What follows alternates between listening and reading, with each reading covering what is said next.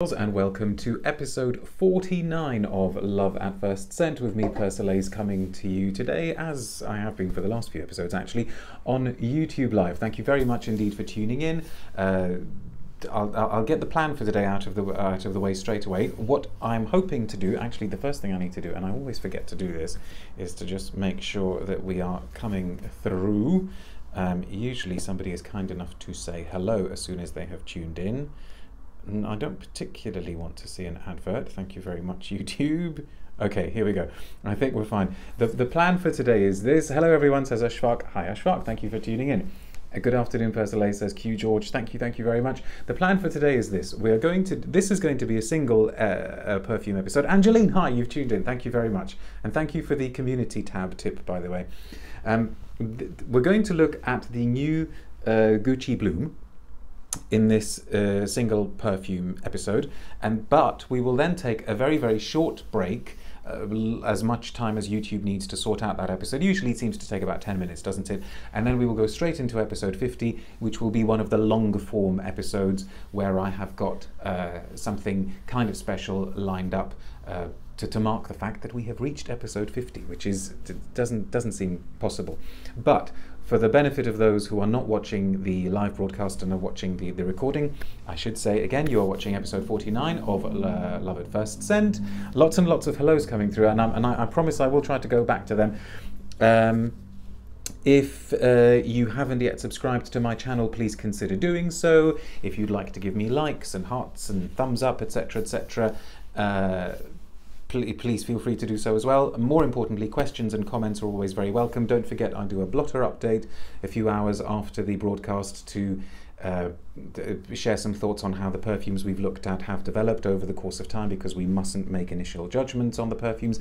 And also thank you very much to all of you who have continued supporting me on my Ko-fi page. Details of that can be found in the video description underneath. But let's get going straight away with a perfume, and like I said, I would like to start with this, so let us take a moment to smile sweetly for a thumbnail. This is, as you can see, the latest flanker in the Gucci Bloom range, and I was actually genuinely excited to get a sample. This arrived a few days ago and I haven't smelt it yet, because Gucci have been doing some genuinely interesting things lately. As far as mainstream tuberose white floral compositions go, Bloom is really pretty good. And I was also very impressed with the Mémoire d'une odeur, which they released a few months ago. I've only got it here. We have talked about it in a previous episode of Love at First Scent, but I've got it here just to kind of keep the Gucci theme going. And I think I saw a comment, somebody talking about the box. This is a Gucci Bloom box. Somebody said it looks very Gucci Bloom. That's because it is. That's what the sample came in. I just want to make sure I haven't missed comments. Bill says hello from Paris. Christio says hi all. Good night from Indonesia, says Fahmi. And hello from Spain, says Maria. Thank you very much for tuning in. Ashfaq, yeah, you're right. It's a Bloom box. Spotted the beautiful Guerlain bottle in the back, says Q George. Ah, well, stay tuned for episode 50, coming straight after this one. And hello from London, says Peggy. Peggy, you have had a direct influence on the content of episode 50, but I will say no more until we actually get to episode 50. Right, let's smell this. So this is called Ambrosia Di Fiori. They've all been something or other of Fiori. We've had nectar, we've got ambrosia now, and this is exciting. Alessandro Michele, the creative director, the designer now at Gucci, is doing some really interesting things with their perfume line, and he's also decided to have effectively an in-house perfumer in the guise of Alberto Morillas, who also has his own brand now, the Mise brand, which operates out of Geneva, I think, yes.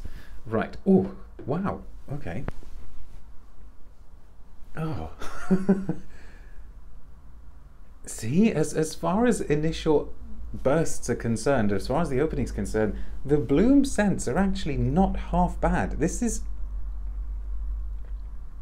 got that claws extended tuberose thing happening again, very convincingly so. You know, nothing crass or crude about it. Okay, maybe a bit more of a sort of classical, predictable tuberose white floral when you compare it with Twilly from Hermès, in which Christine Nagel is trying to do something a bit unusual. Forehead glowing, says Ashfaq. Oh dear. It's in a good way, right? Or do I need to get some powder or something? I missed some hellos as well, by the way. Good morning, says Serapio. Hello from Texas. And, oh, somebody's wearing Pinot Silvestre.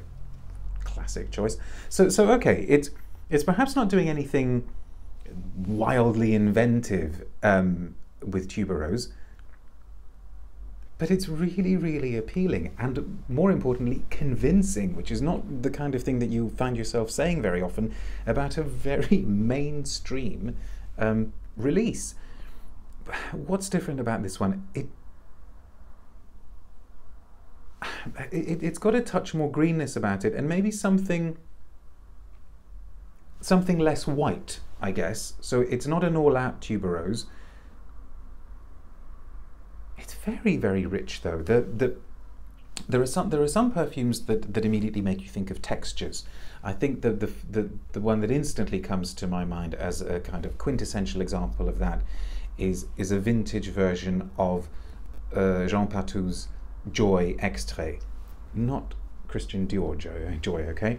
First impressions on a live video is the way to do it, says Sarah. Oh, okay, I'm glad you approve, because that's what we do here. Jean Patou's Joy for me is like this endless carpet, you know, literally this carpet just keeps going on and on and on of rose and jasmine perfectly intertwined with each other. Serapio, thank you very much. I hope you are enjoying it. There are lots of live videos out there as well. The blooms are very well done by mainstream standards, says Eric. Yes, I couldn't agree more.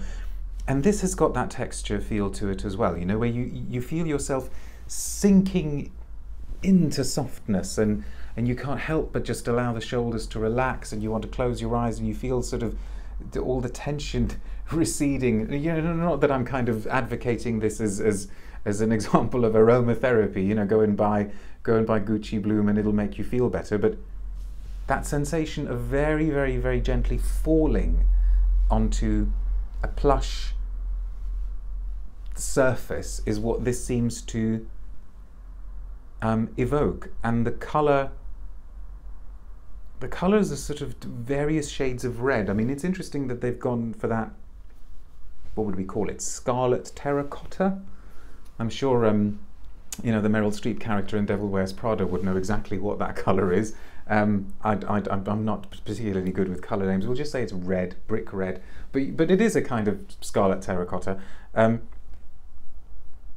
I think I'm getting more vibrantly red colours from this, but it is cocoon-like, and if we're supposed to think of it in relation to Ambrosia, yes, you can. Bottle reminds me of Histoire de Parfum. Yes, I can see why you say that.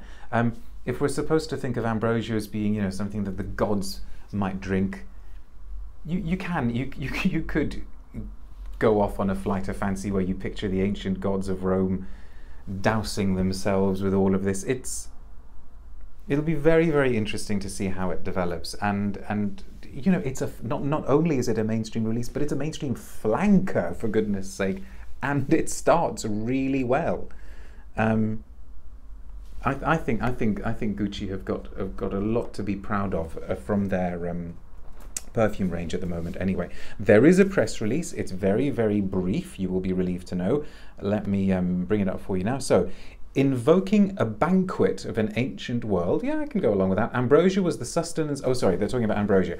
Was the sustenance of the Greek gods and was thought to give immortality to those who drank it. The name of this fragrant, precious nectar and the magic it evokes is woven into the latest chapter of the Gucci Bloom fragrance story, Gucci Bloom Ambrosia Di Fiori. Conceived by Alessandro Michele, the Gucci Bloom scents are inspired by the idea of absolute authenticity. Okay, the freedom to be who you are. The new fragrance, Gucci Bloom Ambrosia Di Fiori, I think we'll just keep saying Ambrosia now, invites those who wear it to celebrate their true selves and the emotions they feel. Okay, bit lame, sorry. Sentiments that are heightened during a traditional time of festivities. I'm just thinking of Christmas and family rows now.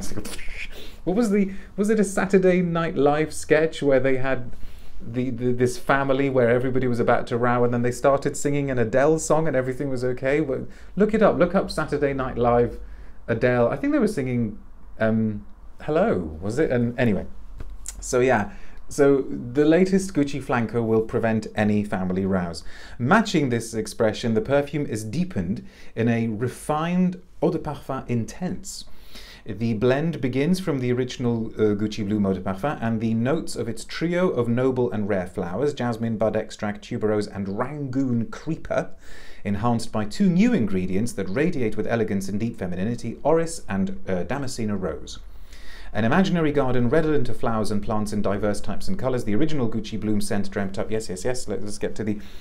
So this is the intensified take of the original scent. The vibrant bouquet features new ingredients, including the rare and tenacious velvety orris. Ancient Greeks and Romans used orris as an essential oil. Today, this iconic fragrance note derived from the resin of the flower which blooms famously in Tuscany in May, etc., etc.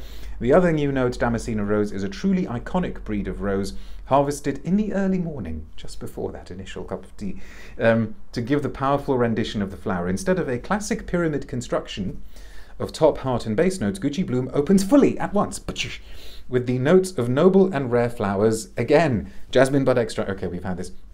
Gucci Bloom's original bottle is reimagined in a deep burgundy. Okay, but is that burgundy? Oh, okay, lacquered glass and complemented by the classic label, coloured a soft pink.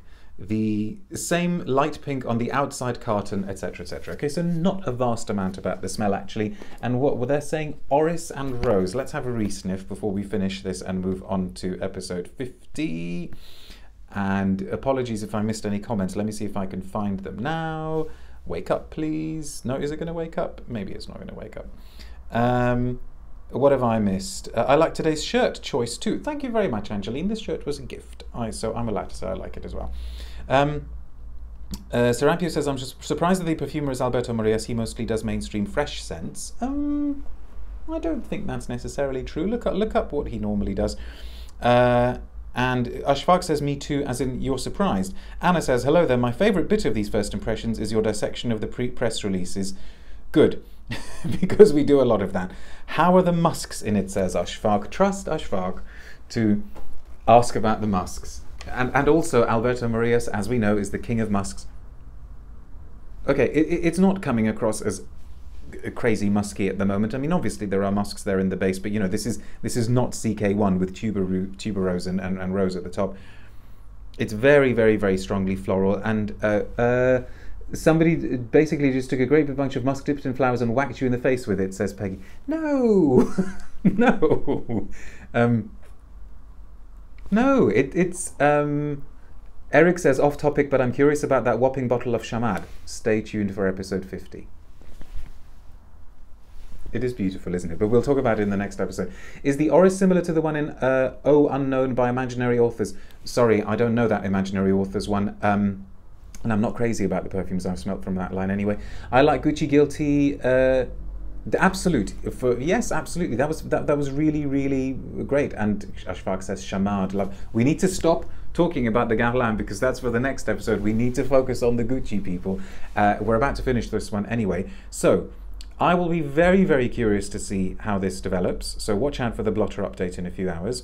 I'll be very curious to see as well what it's like on Madame Persolaise. I would certainly be interested in smelling this on her. I was about to say smelling her on this, but no, she doesn't imbibe perfumes yet, even though I'm sure she feels like she does sometimes. But it works, and it is so far away from the bland, moronic, cardboard cutout nothingnesses that we get from the mainstream so often. So with this and the Mémoire d'une odeur, the chamomile scent that Gucci done this year, there is a cause for quiet, restrained celebration as far as their output is concerned. So We're done for episode 49, but don't go away, because we're going to give YouTube a few minutes to do its thing and upload the episode and do its HD processing thing. So save some questions about some of these things that we'll hopefully be smelling in the very next episode. But for those of you who are just watching this as a standalone recording, thank you very much for watching. Please feel free to ask questions, leave comments, and please subscribe to my channel if you haven't already done so. But for those of you sticking around for the live, I will see you in about 10 minutes. Take care. Bye.